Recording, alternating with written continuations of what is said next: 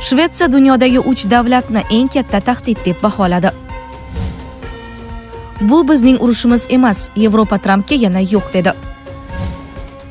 AQSh aviatashuvchisida yong'in, Gerald Ford Eronga qarshi urushda safdan chiqishi mumkin. Rossiya migrantlar uchun yangi talab joriy etishni rejalamoqda. Erondagi urush Dubayning moliyaviy markaz sifatidagi maqomiga qanday ta'sir qilyapti?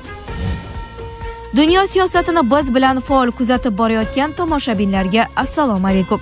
Videoga like bosing va fikringizni kommentariyada yozib qoldiring. Assalomu alaykum. Sedanachi Muxtor kompaniyasi Ramazon hayiti va Navro'z bayrami munosabati bilan mega aksiya e'lon qiladi. Aksiya davomida sog'lig'ingizda bo'layotgan sahr, davleniya, jigar, bo'g'im, semizlik va albatta prostata kasalliklariga yechim toping va bayramda sizlarni bu kasalliklar aslo bezovta qilmasin. Buyurtma berish uchun 55 kodi bilan 503 2200 raqamlariga qo'ng'iroq qiling. Riyod, Dubay, Doha zarba ostida. Urush neft markazlariga ko'chdi. Eron Isroilga misli ko'rilmagan zarbalar berdi. Eron, AQSh va Isroil o'rtasidagi urush keskin shaklda jiddiylashdi. Bugun oxirgi soatlarda mintaqada misli ko'rilmagan darajadagi portlashlar, keng ko'lamli zarbalar va ochiq tahdidlar girdobiga tushib qoldi. Vaziyat endi faqat 3 davlat o'rtasidagi to'qnashuv emas, u butun Yaqin Sharqni qamrab olgan. Energetika markazlari, harbiy bazalar va strategik obyektlar bir vaqtning o'zida nishonga olinayotgan keng frontli urushga aylangan. Eron harbiylari haqiqiy va'da 4 operatsiyasining 61-to'lqini doirasida Tel Avivga misli ko'rilmagan zarbalar berdi. Bu zarbalar oddiy signal emas, balki ochiq kuch namoyish etdi. Ayni paytda Eron ichida ham kayfiyat keskin. Biz jonimizni fido qilishda hech qanday ikkilanishga ega emasmiz degan bayonot bu urushning faqat harbiy emas, balki ideologik va ruhiy darajada ham olib borilayotganini ko'rsatadi. Ammo eng xavfli burilish zarbalar geografiyasi keskin kengaygani bo'ldi. Eron raketalari Saudiya Arabistonining poytaxti Ar-Riyoddagi bir nechta hududlarga kelib tushdi. Bu esa urushni to'g'ridan-to'g'ri yirik arab davlatlari ichiga olib kirdi. Shu bilan birga Dubay ham nishonga olindi. Raketa va dron hujumlari fonida portlashlar qayd etildi. Havo mudofaa tizimlari esa zarbalarni tutib qolishga urinmoqda. Eron hatto Saudiya Arabistoni, Qatar va Birlashgan Arab Amirliklari hududlaridagi neft, kimyo obyektlarini zudlik bilan evakuatsiya qilish bo'yicha ogohlantirish berdi. Bu esa kelajakdagi zarbalar yanada og'ir bo'lishi mumkinligidan darak beradi. Energetika fronti esa eng xavfli nuqtaga yetdi. Eron zarbalaridan so'ng Bahrayndagi AQShning harbiy dengiz kuchlari ko'mak bazasi va 5-flot shtab-kvartirasida jiddiy vayronagarchiliklar qayd etildi. Bu AQShning mintaqadagi asosiy harbiy tayanchlardan biri to'g'ridan-to'g'ri zarba ostida qolganini anglatadi. Shu bilan birga Qatarda joylashgan va dunyodagi eng yirik suyultirilgan gaz ishlab chiqarish markazlaridan biri yonayotgani haqidagi xabarlar global energetika tizimi bevosita urush maydoniga aylanganini ko'rsatadi. Bu jarayon fonida tahdidlar yanada ochiq tus olmoqda. AQSh prezidenti Tramp agar Qatarga hujumlar davom etsa, Eronning eng muhim energetik yuragi Janubiy Pars gaz koni yo'q qilinishi mumkinligini aytdi.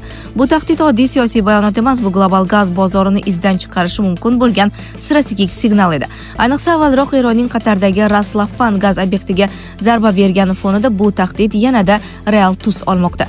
Isroil esa bu urushni yangi bosqichga olib chiqdi. Endilikda Isroil harbiylariga Eronning istalgan yuqori martabali rasmiysini alohida ruxsatsiz yo'q qilish vakolati berildi. Mudofaa vaziri Israel Katz tomonidan berilgan bu buyruq nuqtali yo'q qilish strategiyasini cheklovlarsiz va tezkor amalga oshirishni anglatadi. Ya'ni endi qarorlar siyosiy darajada emas, to'g'ridan-to'g'ri jang maydonida qabul qilinadi.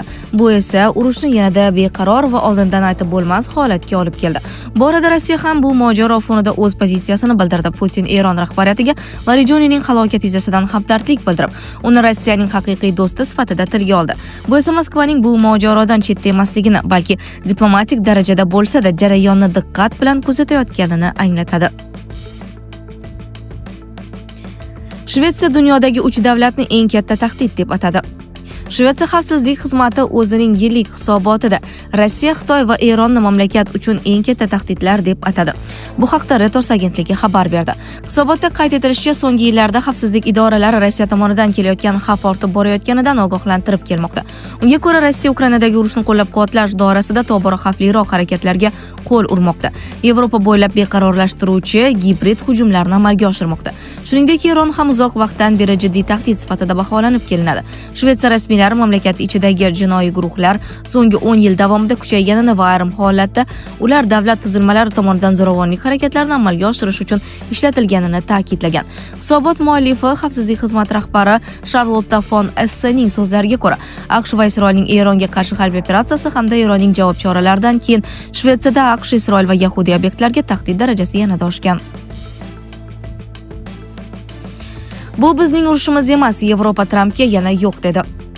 AQSh prezidenti Tramp dunyo iqtisodiyotini bo'g'ib qo'ygan Hormuz bo'g'ozini ochish va Eronga qarshi global harakatga qo'shilish borasida Yevropa ittifoqi davlatlariga so'rov yuborgandi. Yevropa davlatlari esa rad javobini berdi. Chorshanba 18-mart kuni Germaniya qonunchilariga murojaat qilgan Merz Eron o'z qo'shinlariga tahdid solmasligi kerakligiga qo'shilsa-da, AQSh Isroil urushining asosli ekaniga shubha bildirdi. Bugungi kungacha ushbu operatsiyaning qanday muvaffaqiyatga erishishi bo'yicha ishonchli reja mavjud emas. Washington biz bilan maslahatlashmadi va Yevropa yordami zarurligini aytmadi.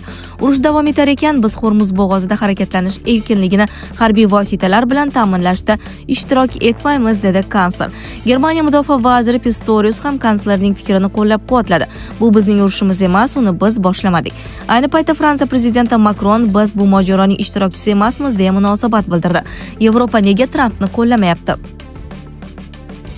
Yevropa yetakchilari o'zlari to'liq tushunmayotgan va o'z fuqarolari orasida ommabop bo'lmagan ushbu mojaroga tortilishdan xavfsiramoqda. Ular chetda turishdan keladigan foyda, Ukrainadagi urush va savdo tariflari tufayli allaqachon taranglashgan transatlantik aloqalarga xavflardan ustunroq ekanini hisob-kitob qilmoqda, deyiladi xabarda. Bundan tashqari, Trampning yil boshida Daniyaga tegishli Grenlandiyani sotib olish niyati va NATOning kelajagiga oid shubhali qarashlari ittifoqchilarni hushyor torttirgan. Tramp esa NATOdagi hamkorlari AQShga qo'shilmay juda ahmoqona qilganini ta'kidlamoqda. Bugungi video murojaatim Rossiyada mehnat safarida yurgan vatandoshlarimiz diqqatiga. Ayni kunlarda musofir yurtdoshlarimiz Rossiyadan turib O'zbekistonning Humo va Uzcard kartalariga pul yubora olmasdan kurs pastligi va shunga o'xshash turli xil muammolarga duch kelishyapti.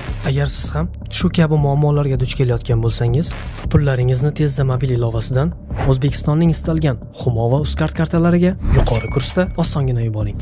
Ilovani Play Market va App Store'dan yuklab oling. AQSh aviatashuvchisida yong'in. Gerald R. Ford Eronga qarshi urushda safdan chiqishi mumkin. AQShning eng katta aviatashuvchisi hisoblangan Gerald R. Ford Venesueladagi operatsiyadan keyin Yaqin Sharqqa kelgandi. Harbiylar bortdagi yong'in bilan 30 soatdan ko'proq kurashgan. O'nlab insonlar tutundan zaharlangani aytilmoqda. Kema vaqtincha portga kirishi kutilmoqda.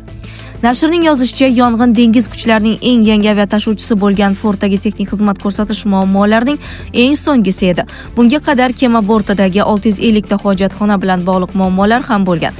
Kichik hajmli va noto'g'ri loyihalashtirilgan hojatxona tizimi tez-tez ishdan chiqib turadi. Aslida odatiy kunlarda ham aviatashuvchi kemalardagi dengizchilar bilan gaplashish qiyin hisoblanadi. Urush paytida amaliyotlarda qatnashayotgan kemalar va harbiy bazalar esa butunlay yopiq rejimga o'tadi. Bu esa harbiy xizmatchilarning tashqi dunyo bilan aloqa qilish imkoniyatini cheklaydi. Shu bois NIT bilan suhbatlashgan mulozimlar va dengizchilar ommaviy ravishda gapirishga ruxsatlari yo'qligi sababli ismlari sir qolishi sharti bilan ma'lumotlarni sizdirgan. Harbiy dengiz kuchlari nashrining izoh berish borasidagi so'rovlarga javob bermadi. AQSh markaziy qo'mondonligi esa o'z bayonotida yong'in kemaning harakatlantiruvchi qurilmasiga zarar yetkazmagani va aviatashuvchini to'liq ish holatida qolayotganini bildiradi. Shuningdek, AQSh markaziy qo'mondonligi 2 dengizchi hayot uchun xavfli bo'lmagan jarohatlar oqibatida muolaja olganini ma'lum qildi. NITning kemadagi odamlarga tayanib xabar berishicha, o'nlab harbiy xizmatchilar tutundan zaharlangan. Bundan tashqari, Gerald Ford joriy yil boshida Virjiniya shtatidagi harbiy dengiz kemasozlik zavodida o'tishi kerak bo'lgan texnik xizmat ko'rsatish va qayta jihozlanishdan o'tmagan. Bu texnik yordam ehtimoliy urushlar sabab qoldirilgan bo'lishi mumkin. AQSh Isroilning Eronga qarshi urushi boshlangach, Forddan kecha kunduz parvoz amaliyotlari amalga oshirilmoqda. Reuters'ning AQSh rasmiylariga tanib yozishicha, Eronga qarshi amaliyotlarga jalb qilingan Gerald R. Ford aviatashuvchisi bortdagi yong'indan so'ng vaqtincha portga kirishi kutilmoqda. Bu xabar yong'in haqidagi xabarlar chiqqanidan 2 kun o'tib 17-mart kuni paydo bo'ldi. AQShda va dunyodagi eng yirik aviatashuvchi hisoblangan kema hozirda Qizil dengizda joylashgan. Ikki rasmiyning so'zlariga ko'ra, u vaqtincha Gretsiyaning Krit orolidagi Sauda ko'rfaziga boradi. Ismi sir qolishi sharti bilan gapirgan rasmiylar Fordning Kritda vaqtincha vaqt qolishi kutilayotganini aytmadi. Rossiya migrantlar uchun yangi talab joriy etishni rejalamoqda. Rossiya Ichki ishlar vazirligi Rossiyaga vizasiz kirishni rejalashtirayotgan xorijiy fuqarolar uchun yangi tartib joriy etishni nazarda tutuvchi qonun loyihasini ishlab chiqdi. Bu haqda TASS xabar berdi. Unga ko'ra, migrantlar mamlakatga kirish rejalari haqida oldindan rasmiylarni xabardor qilishi talab etilishi mumkin. Bu haqda vazirlikning rasmiy vakili Irina Volk ma'lum qilgan.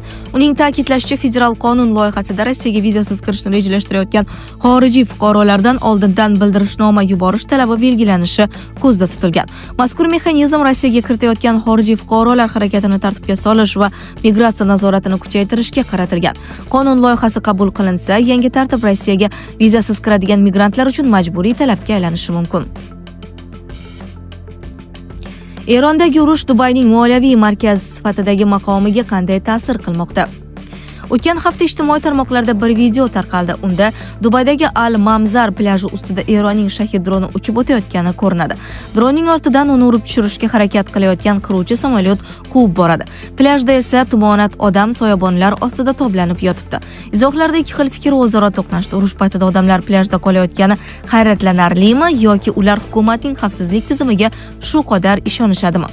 Hormuz bo'g'ozi yaqinida joylashgan Dubay aslida juda xavfsiz shaharlardan biri edi. Ammo 28 fevralda AQSh va Isroilning Tehronga bostirib kirish fonida Eronning qarshi hujumiga uchradi. Ba hududi ustida 290 dan ortiq ballistik raketa va 1500 dan ziyod dron aniqlangan. Ularning aksariyati yo'q qilingan, biroq portlashlar tez-tez kuzatiladi. O'zini o'nlab yillar davomida siyosatdan xoli hashamat markazi sifatida notinch mintaqadan ajralgan xavfsiz maskan sifatida targ'ib qilib kelgan shahar birdan himoyasiz bo'lib qolgandek. Ayni paytda Dubay qiyin holatda. Yirik banklar va xalqaro kompaniyalar o'z xodimlarini mamlakatdan evakuatsiya qildi yoki masofaviy ish tartibiga o'tkazdi. Odamlar yer osti avtoturargohlari yoki boshpana joylariga yashirinishgan. Gavjum ko'chalar bo'shab qolgan. Hozirgacha Baada kamida 8 kishi halok bo'lgan. Yuzlab insonlar jarohatlangan. Xo'sh, Dubay nimalarni yo'qotdi yoki yo'qotishi mumkin? Mahalliy hukumat xavfsizlikni ta'minlash uchun bor kuchini safarbar etayotgani, tez orada vaziyat barqarorlashib, hayot o'z maqomiga qaytishini aytib, barchani xotirjamlikka chaqiryapti. Bu harakatlarni tushunish mumkin, zero mintaqadagi eng barqaror moliyaviy markaz va noyob sayyohlik maskanining nufuzi xavf ostida qolgan. Eron rahbari Dubayni g'arb iqtisodiy tizimining muhim nuqtalaridan biri deb hisoblaydi. Shu bois hujumlar nafaqat Dubay va Birlashgan Arab Amirliklariga, balki butun global iqtisodiyotga ta'sir qiladi deb hisoblashyapti. Urushning dastlabki kunlarida Tehronning javob hujumi uchun vizual effekt ham muhim edi. Fairmont The Palm mehmonxonasi atrofidagi yong'inlar yoki aeroportdagi portlashlar tasviri 10 minglab turist va ekspertlarni vahimaga soldi. Ekspertlar ushbu harakatni cheklangan va ogohlantiruvchi zarbalar taktikasi deya baholashdi. Umuman olganda, Dubay Eron uchun 10 yillardan beri iqtisodiy nafas yo'li bo'lib keladi. Fors kompaniyalari va tadbirkorlarning katta qismi aynan Dubay orqali savdo qiladi va sanksiyalardan aylanib o'tadi. Shahar iqtisodiyotini turg'unlashtirish Eronning o'ziga ham moliyaviy zarba beradi. Dubay ko'chmas mulk va bank sektorida Eron kapitali juda salmoqli ulushga ega. Ba Xitoydan keyin Eronning ikkinchi yirik savdo hamkori hisoblanadi. 2024-yilda o'zaro savdo hajmi 28 milliard dollarga yetgan. Bundan tashqari, 500 millionga yaqin eronliklar amirlikda yashaydi. Shu jihatdan rasmiy Tehron tomonidan amalga oshirilayotgan hujumlar Baa hukumatiga nisbatan siyosiy bosim vositasiga sifatida ko'riladi. Ya'ni Dubayni garov sifatida ushlab turish. Agar Birlashgan Arab Amirliklari o'z hududidagi AQSh bazalaridan Eronga qarshi foydalanishga to'liq ruxsat bersa, Dubayning xavfsiz shahar maqomi tugashi haqida ochiq ogohlantirilyapti. Eronning ayni paytdagi asosiy maqsadi amirliklarni AQSh koalitsiyasidan uzoqlashtirish yoki kamida neytral holatda ushlab turish. Bu yerda geografik joylashuv ham muhim omil. Eron va Baa o'rtasidagi masofa dengiz orqali 100 kilometr atrofida. Shu sabab raketa va dronlar juda tez yetib boradi. Sizlarga yetkazmoqchi bo'lganlarimiz shulardan iborat edi. Dunyo yangiliklaridan uzoqlashmang.